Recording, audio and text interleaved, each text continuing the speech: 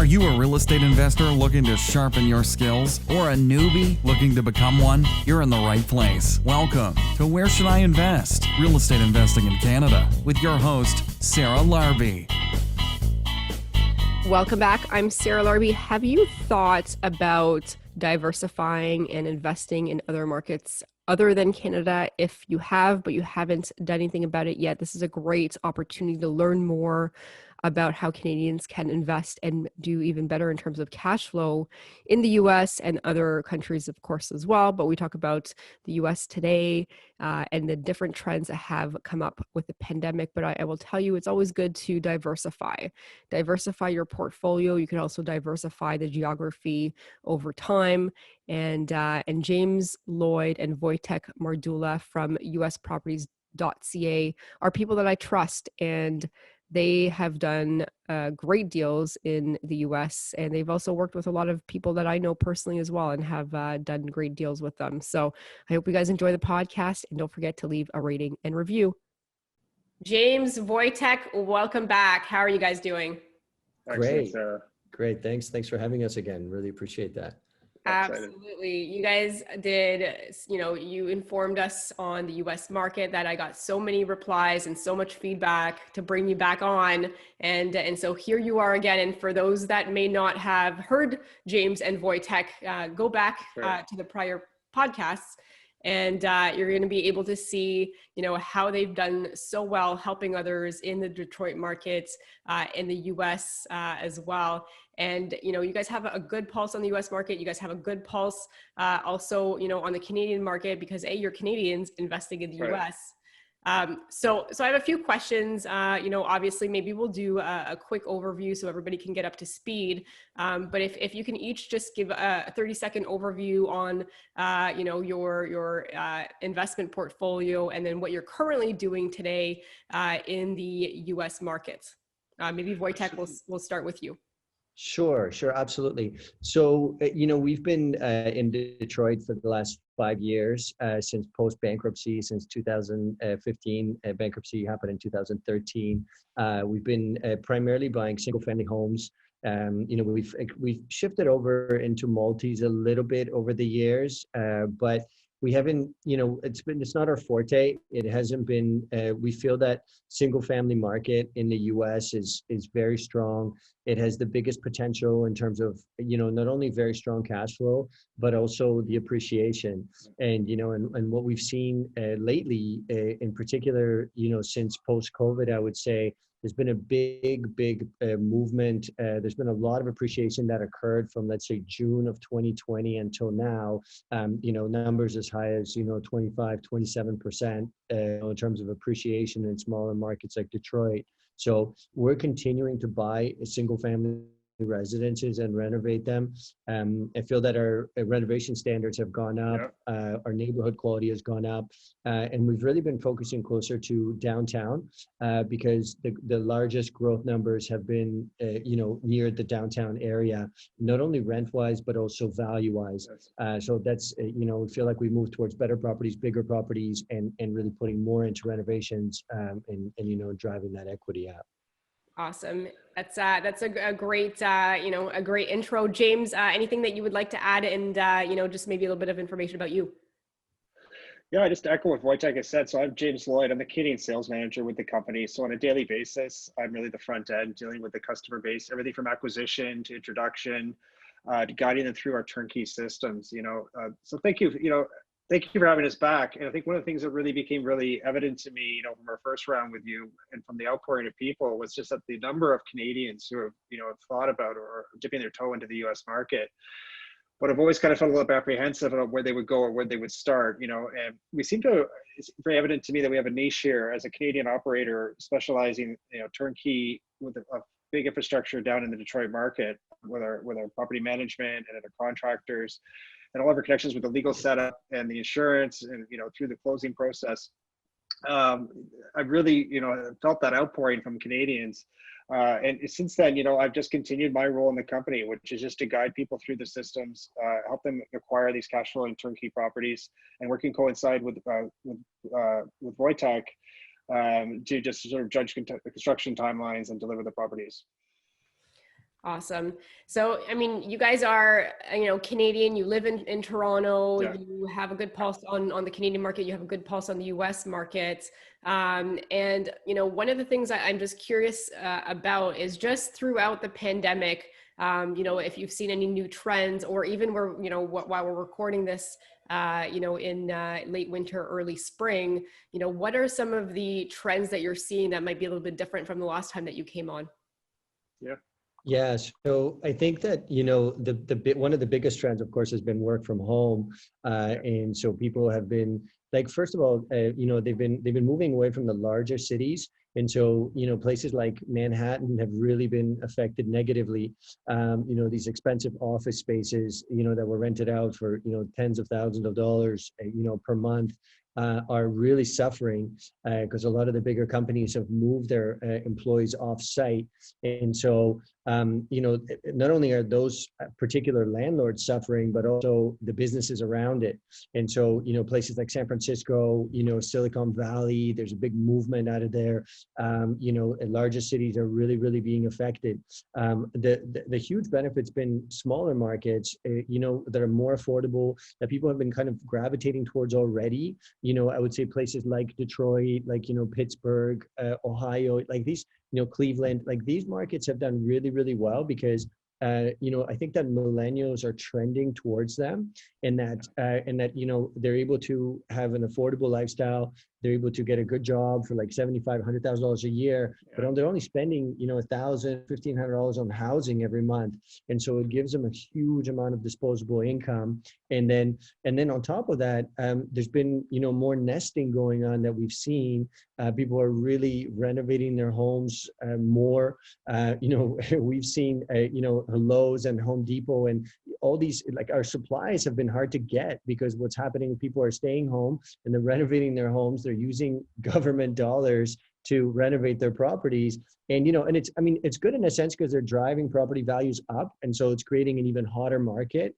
And there is a desire to purchase homes more than ever, I would say, in a lot of the marketplaces, especially these secondary marketplaces are as expensive. And so it's created, a shortage of inventory.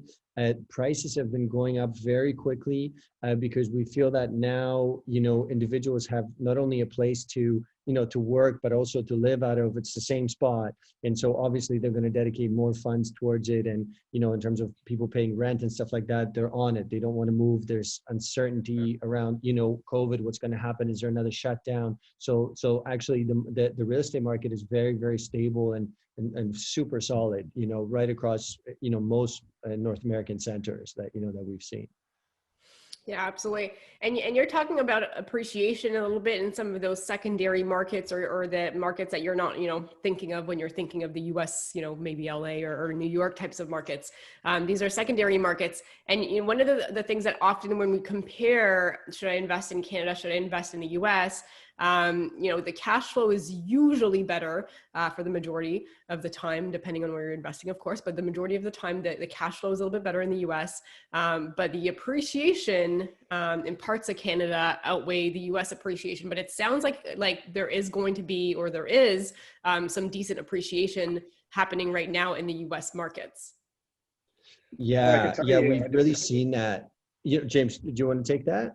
Well, I can just talk about Detroit, which is obviously where we're operating, that, there's been such a huge amount of investment, like since the recovery from bankruptcy that's gone into Detroit from a really core group of US billionaires that came in, and the tech sector expansion into the Detroit core, that it's really driven this huge factor of appreciation, and a lot of it also stems into, where Voytek is really choosing to purchase these homes, right? We're buying in key sort of hot pocket, high appreciation neighborhoods that sort of surround the city and sort of go into the downtown core, a little bit into Midtown.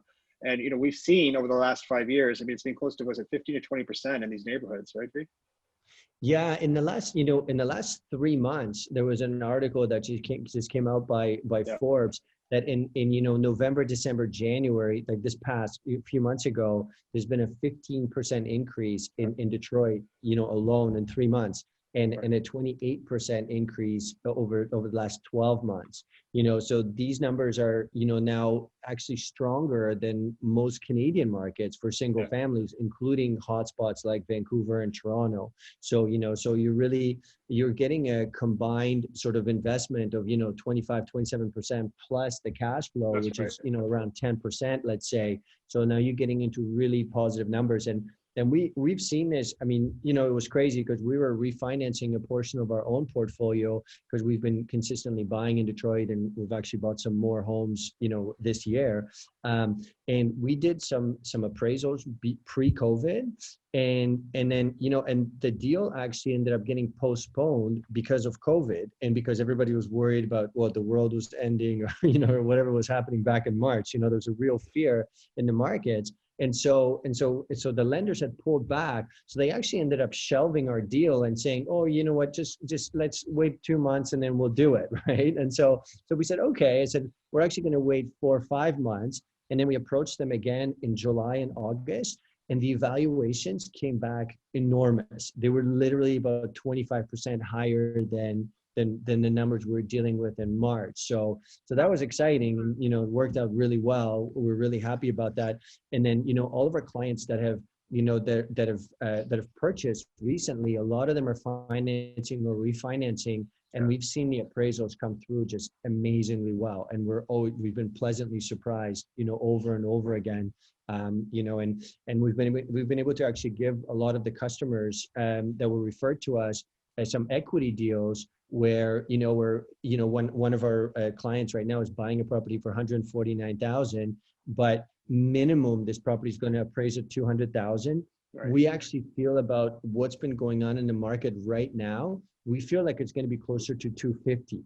So so he's going to be getting $100,000 equity capture, and that's honestly the way it looks right now. We can share the appraisal once it comes through, but that's because of what's transpired in the last 3 months. So he got. I mean, we're not going to raise the price. I'm just curious, just to take a step back. So this property was what, off market at 140, or did you do some renovation to push it up, or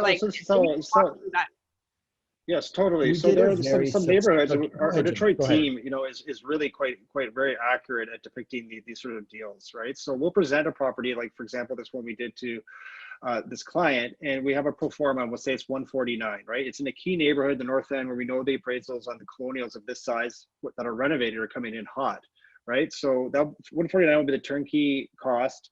Voytek will then dispatch the contractors and do an extensive high quality renovation. Probably gonna, in this case, it was quite a thorough strip down of the property and bring it into a really sort of high grade rental finish. And we knew at the time that the renovated properties of that size, that number of bedrooms and washrooms are coming in around 200K ARV.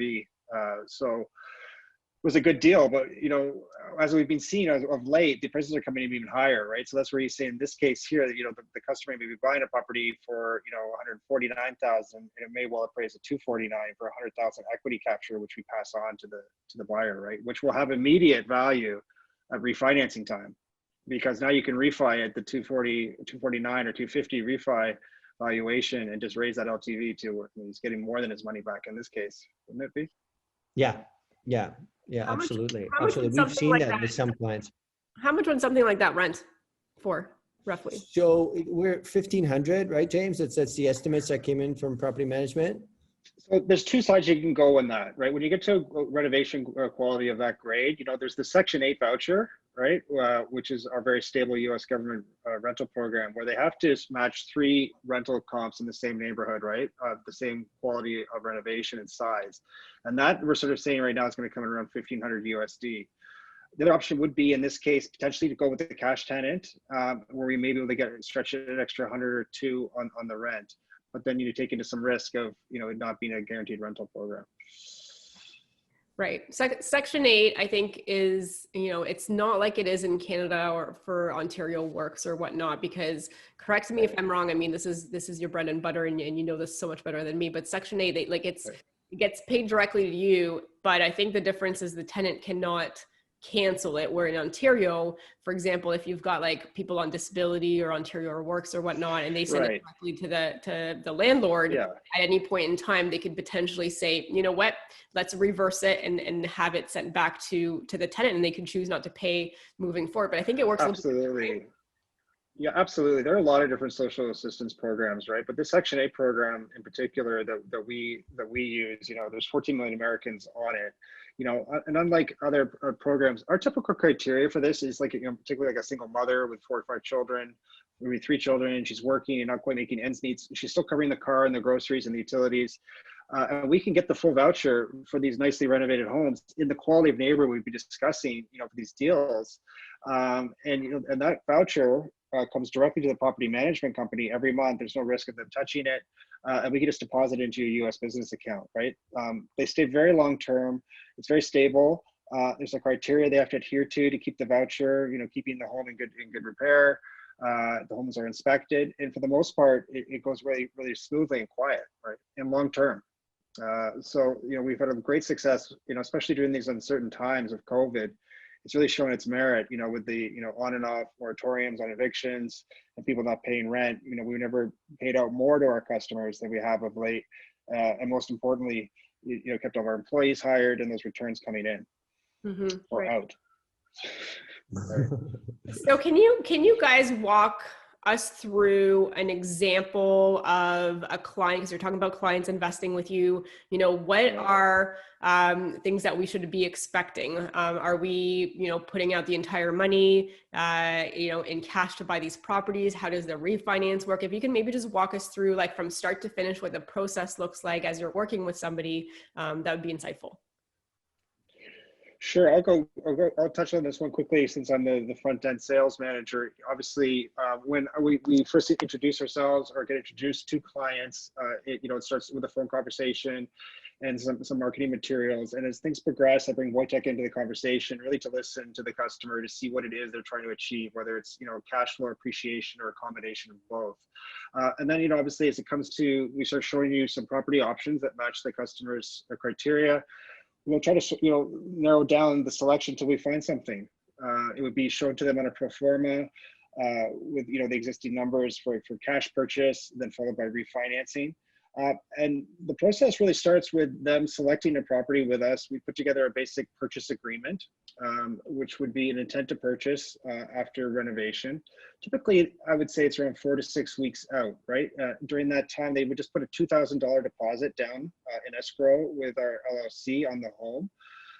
And we would then start the construction on one side, and then the other side, we would introduce you to our Michigan attorney to start the U.S. entity formation, the legal setup process to own these assets correctly, you know, for taxation and liability. Money is transferred for the closing at the end through a title agency. We use Fidelity Title. So for the most part, our clients will acquire the first asset through cash purchase. On a closing date, they would wire to the third-party title agency, and they would guarantee the home is free and clear under the corporation in Michigan, and they would own the home. For refinancing, and I'll let Voytek touch on this a little bit more, we have U.S. brokers that we work with, typically out of Arizona, who have sort of ties to pools of U.S. lenders that will fund to foreign nationals. The major point here that your listeners should really understand is there's a bit of a seasoning period. Pre-COVID, it was around 90 days. Now it's looking a little bit more like 6 months today. And during that period, they want to see the asset under your Michigan limited partnership up and running, cash flowing, and it going smoothly. We can start the introductions to the lenders prior to that, so that at the 6 month mark, you could fund your refinance, pull the equity, hopefully capital with a bit of equity boost and burr. Right.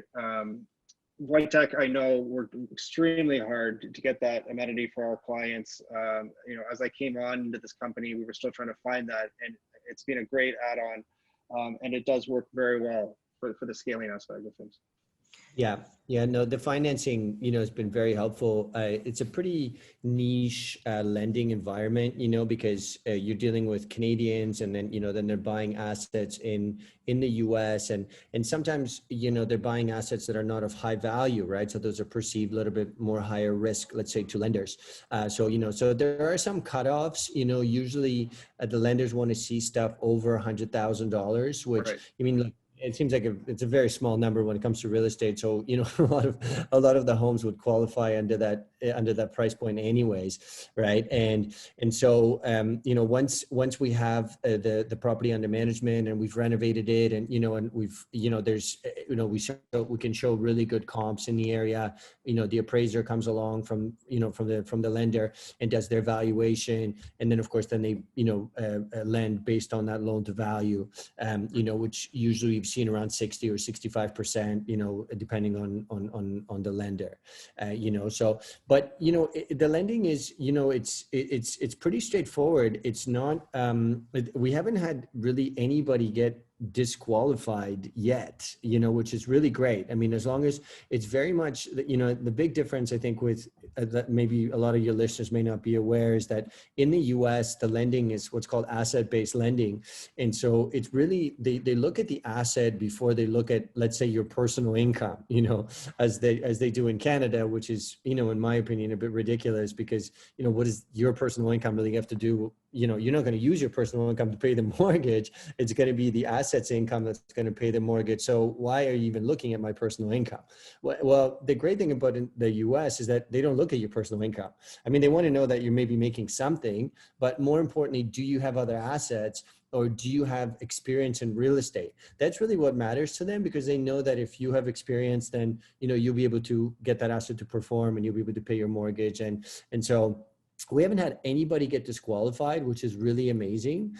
We haven't had, once the lender decides to proceed with an asset, it kind of becomes an automatic procedure where they just do their appraisals, and then they fund you. You send your documents, and then they fund you. And what's great about it is that you can continue to do it over and over and over again. I mean, it's crazy. I mean, the lenders, once they see that you're working well with them, and that you have a little bit of history, as James mentioned, that little bit of that seasoning period. If you want to buy another 100 properties, you can. If you want to buy 1,000 more, you can. It's really completely unlimited lending. And for big picture thinkers, it's a home run. When we saw this, we started kind of dreaming and thinking about, what it would be like. What does it look like if you have 100 doors cash flowing, bringing in, 100,000 a month? Or what does 200 doors look like? And that's you can do that in a very short period of time in the US, which I really loved. It's not, in Canada, for the most part, it's not really possible. It's just because your personal income, the banks will just stop lending to you after a certain point, whereas in US they don't. So Yeah. so it's a really far superior lending system, and I think that's a real advantage. And like, I encourage people to explore the US market just based on that, because you can get a lot done in real estate. So is it fair to assume that once you've done your first one and you've vested the 6 months, you can refinance on the second one? You may not have to do all cash down, because you've got that ability now to show that you've got something, and then they'll look at that. I'm guessing, I don't know if it's a corporation or whatnot. I know it's a little bit different in the US, but you buy your second one with, I don't know, let's just say they do a 65% loan to value, you come up with a difference, and you can scale that way. Is that roughly how it works? Yeah. That's exactly how it works. It's exactly, what most of our clients do actually is they will buy the first property with us for cash. So and again, cash meaning they could get it from a line of credit. The US lenders don't question your source there. So you can borrow it in Canada at a very low rate of a line of credit, which is exactly what we did when we first started investing there. We brought that money into the US, we purchased the assets, right? And then this 6-month period goes by, and what we can do actually is we can line up additional assets for you to purchase and for you to refi at the same time. So we'll use this example that we were dealing with this property in the North End, right? So let's say it's purchased for $150,000, but in cash today, and we know that it's going to be worth, let's say, 250. Okay, so 6 months time we're refining at 250. Okay, so now we're going to be getting out 60% of that, let's say, on a refi. So let's say 150, right? So you're going to get 100% of your money back plus you're keeping your property, right? Now this $150,000 we can leverage into a $450,000 purchase for you in the same transaction. Winners Okay, love it. you can now go ahead and buy, let's say, 4 or 5 more properties at like, let's say 4 more properties at $100,000 each. Okay, and now at the end of the 6-month period, and what we will do is we prepare these for clients. Let's say 60 to 90 days before the refi. So we know that, okay, you're planning on doing this. We have a good idea of how much the property is going to refi for. And then we will do, a $450,000 purchase at the same time, with you just getting out that money and not contributing anything else other than maybe, a little bit for lender fees or like some sort of legal fees or whatever, but that's it.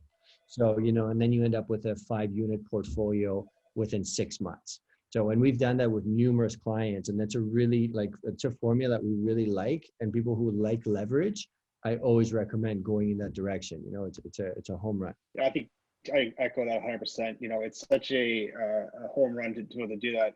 We could, like I said, we could have those properties lined up with the client. As we introduce you to the brokers, we can start that process at 4 months so that it just funds all at the same time. And if you do that refinancing directly into a finance purchase, the lenders like it because there's more meat on the bone. It's a juicier transaction, I always say, right? Yeah, for So, sure. instead of it just being just a straight refi cash out, right? They're getting a $450,000 deal out of this, right? So the chances of getting better LTV and rates are higher. And so that's definitely a really popular route to go down. The other route is just to do the one at a time. It's the classic BRRRR. It's just to buy the property, refi it out, hopefully get some equity, top it up a little bit, find another one that's going to do the same sort of copy and paste strategy along the line and go one at a time. There's 2 ways you can do it. One's a little quicker. One sort of prolongs that initial. I think the second one maybe a little slower, but it prolongs working that equity a little further down the line. Yeah, but I mean, you can do 2 or 3 at a time too, right? So it's the same thing, right? You can start with 3 and then keep adding 3 every 6 months, let's say, and still end up with a sizable portfolio at the end of year 1. So you could do one, or you can keep scaling. So if you do one and you refinance and you want to bring your money back, and I know you guys are not accountants, but do you guys know how it works from a tax perspective on the refi once we convert it back? Yeah. So, I mean, the loan is a non-taxable event, right? So when you're refinancing and bringing it back, it's, it's not income, it's just a loan. So, so you can bring that back. I mean, you're also, usually what's happening, and we'll put you in touch with our, a tax lawyer and get a free consultation. And so Right. You can get real answers to that. But I mean, essentially when you're starting the transaction, you're going to lend some money from your Canadian entity, whether it's yourself or another company, to your US entity. And then you're just borrowing against that US entity, and then you can bring the money back to Canada without any sort of taxable event. So, so that's really great. And then our lawyers will also, give any client advice about what happens with rental income and how that's treated, and how the structure that, has been recommended to our clients has prevented our clients from being double taxed, which, that's a fear that a lot of people have in the back of their minds when investing in the US. And it's a legitimate fear, because if you do set yourself up incorrectly, then yes, you can be double taxed. But we have spent quite a bit of money, researching this topic and actually making sure we had a memorandum drafted by a Canadian law firm that clearly outlines how you set up your companies to not be double taxed, and we're happy to share all that information with any of our clients, we want everybody to have, the best success they can in the market. I can tell you that it works, because I can tell you, I deal with the clients on a daily basis, right? And if anything goes wrong, I would hear about it. And nobody's emailing me, especially during tax time, saying they're having issues with the tax structure or double taxation, right? So often what I'll do after the initial consultation with clients, we'll send them this memorandum, because this taxation question is one of the first things that comes out of Canadians when they think about doing this, right? Yeah. We will send you the memorandum, and usually I'll make an introduction to our attorney down in Michigan, and we'll have a consultation with anybody who's potentially thinking about it. And you can fire off any questions to him about how this is going to implement you. impact you, should I say, sorry, in regards to taxation or liability. And it works very well. It's obvious that it was set up properly when we were founding the company. And I mean, how many times have we used it? 100, 200 times, and it's very successful. Awesome. So I do want to switch gears just a little bit, and because you were talking about your accountant, you were talking about your brokers. You've got a full team set up. So if I wanted to invest, like what team members do I have access to working with you that I don't need to now go out and source? All of them, essentially. Like we have everything from getting you set up with the attorney to all of our contacts, to help you with the brokers and refinancing. We have a team in place that has been put together, including our property management company over the course of our development, and we're literally a full turnkey operator. And I guide people through the acquisition process, through ownership, through the refinancing process and growth, with the help of our team, our Detroit-based team that Voytek has implemented down in Detroit. It's all there for anybody looking to do it. We could be your eye, ears, and boots on the ground down there and really make it a full turnkey process for you to do remotely here in Canada. Yeah, I mean, I just wanted to add, we have access to all the contractors, to the trades, to subcontractors, electricians, plumbers, roofers, absolutely everyone that does the rehabs for us on a regular basis. So should there anything occur, we're able to jump on it quickly. We always vet our homes really carefully. So, and we try and perform all the larger repairs before we turn it over to you. But, as with any property, there's going to be some maintenance that pops up here and there. So, we just wanted anybody who works with us to be assured that we have people that can handle it. You're not going to get phone calls about, leaky taps or toilets or whatever at midnight, that everybody dreads. So we've really worked hard to put that team together.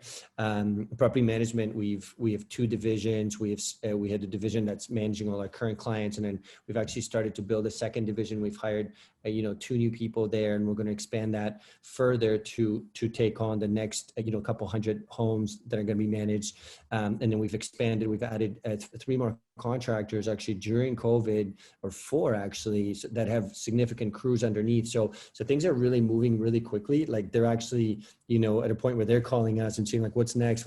Like that was not possible during COVID, so things have really, going very quickly, and they're doing really great jobs. And because they see that we're giving them continuous business, we're really keeping those expensive downs for a client, because these guys are, often renovating, a number of homes for us at the same time. So they're not going to go and gouge one of our clients for, $200 or $300 on a repair, because first of all, they know I'm going to know that it was a gouge. And second of all, it may affect other business that we give them. And so it's been, we've really tried to make these crews kind of in-house crews and have them constantly employed by us, and give them a constant flow of work, because then our clients can get really, really good pricing on those little maintenance items that pop up. And so, I think it's been a really good result. I'm really happy with it, but we're continuing to grow and, want to make things better for our clients. Yeah, absolutely. I think we, go ahead. I was just going to say, okay, go ahead. I just think that we really have, sorry about that. We really have developed and grown. And I think in the last 3 months, 4 months, just the development of the growth of the property management into a second division, and the sort of the fine tuning of the contracting crews has just made a huge difference in the quality of the renovations and the timeline of tenanting. So I think we're set now to continue to grow and take on another 300, no problem. So that kind of was my question. Are you able to share, obviously there was the pandemic and there was COVID in between, but are you able to look back at the last 12 months and share maybe how many total deals you've been able to do with Canadians? And I don't know if you just work with Canadians or others as well, but roughly just to get a gauge of an idea of how much capacity you can take on. Yeah. So so last year was interesting because we entered the year with just an insane amount of orders and deals and everything. It was our best, last like best 6 months we've ever had. And so that really spilled into the first like half of 2020. And we were kind of just trying to like meet all the demand. And then it was a bit crazy because, and I'm sure a lot of people experienced it who are in the business, is that a lot of people ended up going on some form of government support. And so a lot of the crews that were, and it wasn't the trades so much like the electricians and the plumbers, but it was the hands and the people that would be there on the daily and doing the cleanups and the demos and all that stuff. They all stayed home all of a sudden and just collected, you know, more money than they were making ever before in some cases, because the U.S. government was very generous with, you know, with the support. And so we really had we had a tough time there for a few months because we just couldn't find the labor. And so like we were still doing deals, like we still probably did like 50 deals last year or more, but it was the like the pace of the deal went from, you know, 1 month to like 2.5, 3 months. And, you know, and that's really what kind of affected us. But I feel that once sort of November came around and October, November, and things really started to open up again and move, you know, we've all these new contractors we've hired, plus all the old crews came back. So now we're able to do more than ever, you know, which we're really happy about. And like we have the capabilities of be able to deliver maybe 10 to 12 homes per month, you know, fully renovated and everything. And that's kind of the pace that we're back to now. So you know, we're really happy. And I think that, you know, doing more business online and, you know, with our clients has kind of actually made everything more efficient. And that, you know, it's just become a little bit more about numbers and about, and look, it's the smart way to buy real estate. It's how funds and REITs and, you know, buy real estate. It's not about, you know, walking the block and seeing whether like you like the, you know, the curb appeal of the house. It's really like, you know, those things, like there's a factor of that, but what really matters is the numbers. And you know, I'm sure all your viewers would agree that it's the math that's going to make an investment successful or not. And so we've really focused on that and tried to, you know, give our clients as much success and as much data as possible. And so they can buy like, you know, a large fund or a large REIT would, and you know, and have the capabilities of building very large portfolios, you know. So it's been exciting and people, and because I think that, you know, there was a bit of panic selling, like there was the mom and pop kind of operations that were, you know, we're just scared. They just didn't know what was going to happen next. Are they going to get a tenant, this and that? So they sold some stuff off. And so some of our clients, we were able to give them 2-for-1 deals. Like I remember in April and May, you know, when clients were a little bit shaky about buying in the US because of the closed border and all that stuff. And I was literally able to give 4 clients 2 houses for the price of 1 that they were buying, because we were able to buy them cheaper. And so, and the people who like proceeded in that situation, like they're laughing right now, you know, because they bought at these crazy low prices. And, you know, and we're still able to get some of those deals, you know, so, and you know, so they pop up here and there. So there's lots of room, I think, going forward, you know, so. We've adapted too. Mm-hmm. Yeah, I would say we've adapted too, like with the ability to, you know, remotely sell to Canadians, you know, during COVID and the border closed, right? Well, some of that really has come to the fact that we've changed our due diligence periods for our clients really to kick in, you know, as the renovations are completing. And what we're doing, and what is working really well, instead of having to go down and physically see the property, as the renovations are wrapping up, I can let the client know, and we can book a time for one of our property managers to be at the front door for a live video walkthrough. So, you know, at 2 o'clock in the afternoon on Friday, you know, Kennedy will take the client through the home live, and you know, you can see the kitchen, and you could ask him, I want to go see the electrical panel, I want to go to the bathroom, the kitchen, and you'll get a pretty good feel in 15 minutes for the quality of the renovations. And then the most important part at that point is what's going to be your real value and assurance is that I'm going to help you book a third-party property inspector to go through, right? So he's going to spend, you know, a morning or an afternoon going through for a 300-point inspection. We do a lot of work with pillar to post. And that report's going to go to Voytek and to the client, right? And anything that comes back deficient, we're going to repair. So you're going to have, you know, the renovations are going to be done. You're going to have the video walkthrough, and then you're going to have the inspection report, both in hand and repaired. And at that point, our clients seem to have quite a bit of confidence that the property is good to go, and we close. So that's sort of you guys have that third-party inspector that goes through it one last time, so that, you know, they have nothing to do with the contractor per se, which is great. Yeah, the clients hire. I introduce the clients to put it a post, but certainly some use a company that they found themselves. And we get that report and that they're going to look through everything, not necessarily the renovations, but more like the HVAC, the wiring, the drainage, the waterproofing, et cetera, right? And we get that report and we share it together over a call. And then Voytek redispatches the contractors and they address any deficiencies, right? I will also say too that after closing, the properties do go through another round of inspection with the Section 8 inspection. So after we secure a tenant with the Section 8 through our property management, we submit their paperwork to the government agency, and then the U.S. federal inspector has to come by, and it will be going through another inspection. We are also responsible for anything that comes back deficient on that. And then once it passes that round of inspection, the home is up to code, and the tenant can move in.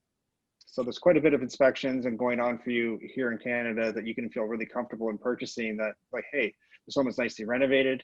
I've seen the pro formas, and it's gone through 2 rounds of inspections and repairs. Awesome. Are you guys able, or one of you, just to walk through a typical, maybe, I don't know, a deal that you did in the last recent 5, just a typical one, just so we gauge, what the purchase price might look like, the reno, what it looks like on the refi, the rent, all that good stuff. Who wants to take that on? Yeah, for sure. Yeah, we can do a recent. I mean, we kind of touched on one that we were doing in the North End. I'll discuss another one that we did. This was more of it was a lighter rehab. It was like a tier 2 rehab. So we just redid the kitchen, redid the bathrooms, did like carpet and paint, but we didn't get into like the roof or windows, any of that stuff. But it didn't need it, right? It was a tenanted property already that was performing. We actually bought it from a fund that had bought a number of really good properties in great neighborhoods, and we were able to cherry pick their list of like 150 homes, and we bought 20 of their best homes in the best neighborhoods. And because we bought that many, we were able to get a good price. So this particular home, we put in about $25,000 in repairs. We had, and then we had sold it to the client for 109,000 US.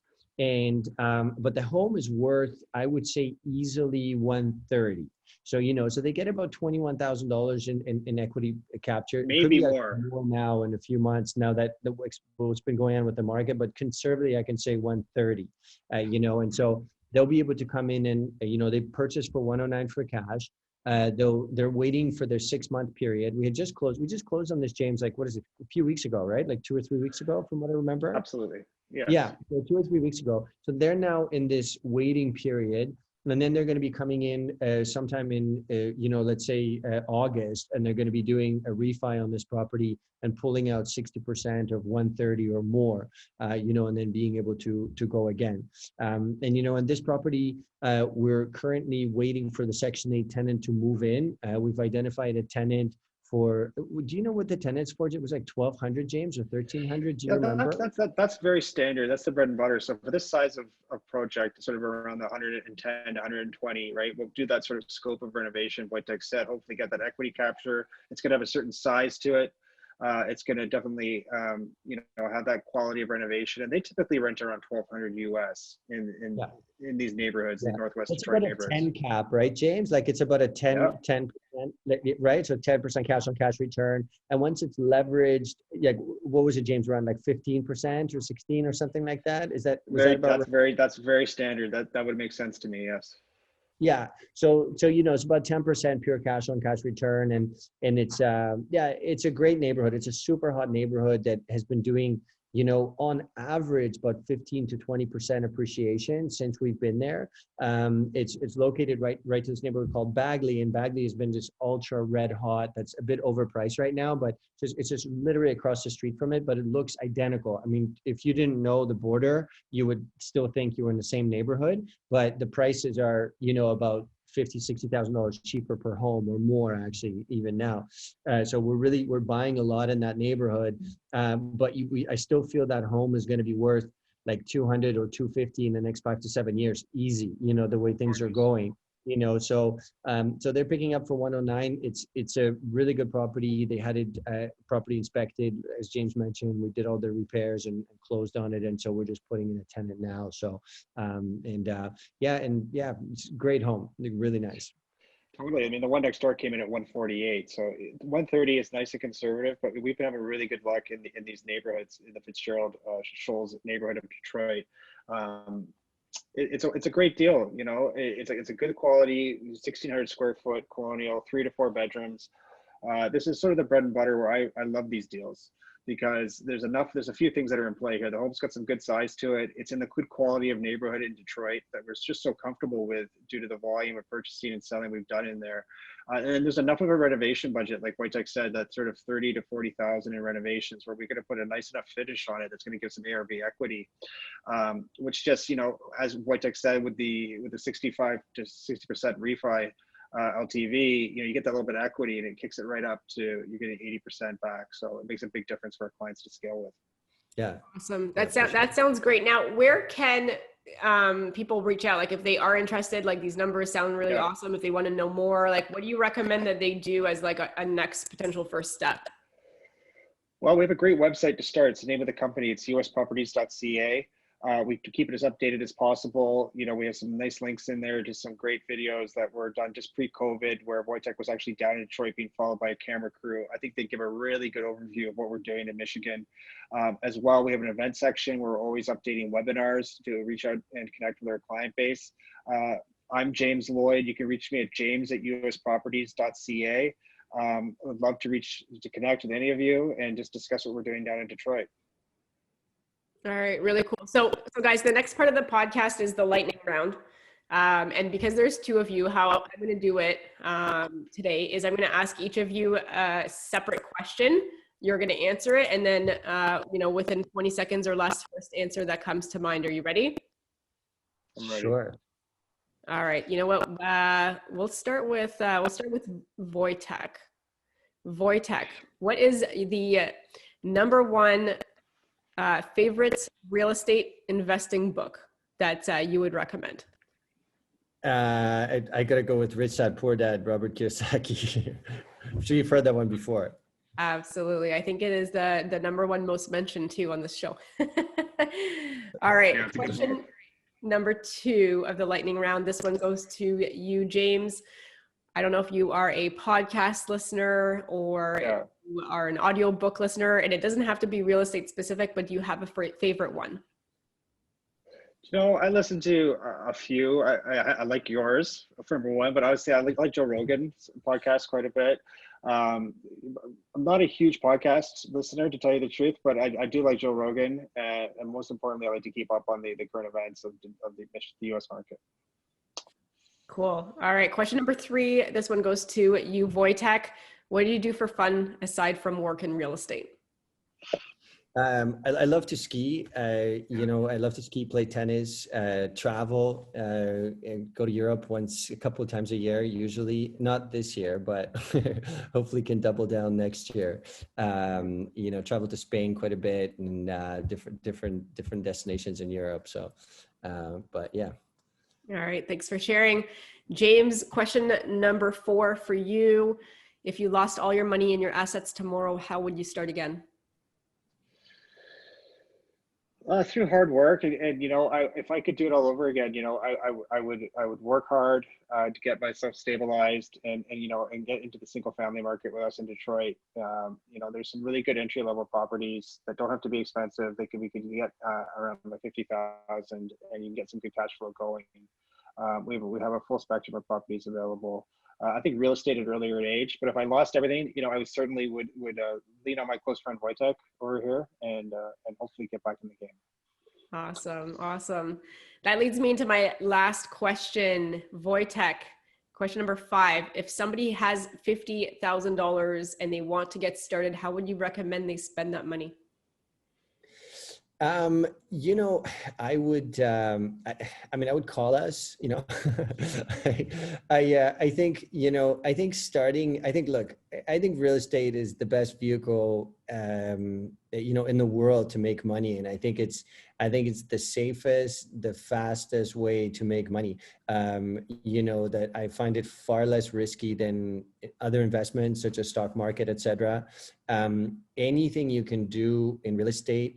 You know, I was at an interesting seminar years ago, and and there were a lot of people in the crowd, and they were asking a lot of questions, and they were kind of newbies. They haven't done any deals yet, etc. And they were asking just one question after another, and the speaker got a little frustrated, and he said, look, he goes, like 95% of the deals in real estate that you're going to get into are going to make you money, So as long as you're not buying, swampland in Florida or something that doesn't exist, it's going to make you money. So anything you can do, provided it has a good team behind it and a good mentor or a good coach, someone who's very knowledgeable, such as yourself or anybody who's done or has a lot of experience in the field. If you follow their advice, chances of you having success are very high, and so if you want to buy an inexpensive property for $50,000, we can get you one, and that will get you, $1,000 a month, which is substantial return on a very small investment, which you can then, wait a little bit, refinance it, and then do it again. Use the BRRRR method, over and over again with a small amount of money. I think it's the best tool in real estate. It's like the worst kept secret, but for some people don't use it. It's mind blowing to me that not every single person in the world is just burning everything all the time, because you can build this massive portfolio like with a tiny investment, and you can just keep doing it over and over again. So take a good course, listen to your podcast, and then, and just most importantly, take action, because I think that people sometimes get stuck in, doing too much research, or, they want to get all the information in the world. And, I told somebody once, like, all the information you need to know about real estate, you can learn in a weekend course. You really can. And not all of it, but like 80-90% of the really important stuff, and you can use that information to build an infinite fortune of as big as you want, and change your life dramatically, and and really change the future of your family, for generations to come, by having really good solid real estate assets. And so that's what I would do with the 50 grand. Awesome. I agree with you. Burring is the best strategy, in my opinion, to do and to keep scaling. So one last time, James, where can the listeners reach out and find out more? USProperties.ca, and James at USProperties.ca, or Voytek at USProperties.ca. Really look forward to hearing from you. Amazing. And I always ask this as a last question, but just a short and sweet, just a few words, last words of advice from each of you. Maybe James, will start with you, and then we'll end it with Voytek. If you've ever been thinking of, going into the US market, we're here for you as Canadians. We've got great turnkey systems that have been, developed and matured over the last 5 years. They're flowing really well. And, we can help you do everything remotely from here in Canada and guide you right through the acquisition process. Awesome. Thank you. And Voytek, any final last words of advice? Just do it. Awesome. Thanks, guys, for being on the show. Thank you. Thanks so much. Thanks for having us. Really appreciate it. Okay. Always a pleasure. Thanks so much for listening to Where Should I Invest with your host, Sarah Larby. Make sure to listen in next time. We'll catch you on the next episode of Where Should I Invest?